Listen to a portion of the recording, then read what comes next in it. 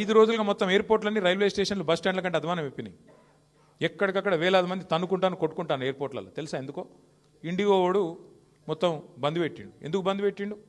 ఇది గమ్మత్తైన ఉదాహరణ, మీరు చెప్తే అర్థం చేసుకుంటే మీకు అర్థమవుతుంది నేనేం చెప్తున్నాను. సంవత్సరం కిందట సివిల్ ఏవియేషన్ మినిస్ట్రీ కొన్ని రూల్స్ పాస్ చేసింది. ఏమని? శ్రమ దోపిడీ చేయొద్దు, వారానికి ఒక పైలట్ అంటే ఆయన గింతనే నడపాలి, ఇంతకంటే ఎక్కువ నడపద్దు అని చెప్పి సంవత్సరం కింద రూల్స్ పాస్ చేసిండ్రు.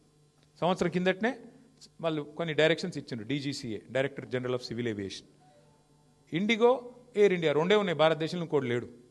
ఇప్పుడు ఏమైందంటే ఇది లిటరల్గా 2 వ్యక్తుల చేతులు మొత్తం భారతదేశంలోని విమానయానం మొత్తం 2 సంస్థల చేతులు ఆధీనం అయిపోయింది. ఏమైంది వాళ్ళ దానివల్ల? సంవత్సరం కింద కేంద్ర ప్రభుత్వం చెప్పినా శ్రమ దోపిడీకి అలవాటు పడ్డోడు దాన్ని మార్చుకోక పని చేయలే, ప్రత్యామ్నాయం ఏర్పాటు చేసుకోలే. దాంతో ఏమైంది? నిన్న ఒక్క రోజు 1000 విమానాలు క్యాన్సిల్ అయినాయి. 1000, ఒకటి కాదు, 2 కాదు. మరి ఏమవుతుంది? ఎయిర్పోర్ట్ బస్ స్టాండ్ అయిపోయింది. వాస్తవం ఇది. ఏం జరుగుతుంది? కొంతమంది వ్యక్తుల చేతుల్లోనే మొత్తం శక్తి కేంద్రీకృతమైతే దానికి ఒక గొప్ప ఉదాహరణ, దుష్పరిణామానికి గొప్ప ఉదాహరణ నిన్న మొన్న విమానయాన రంగంలో జరుగుతున్న వ్యవహారం.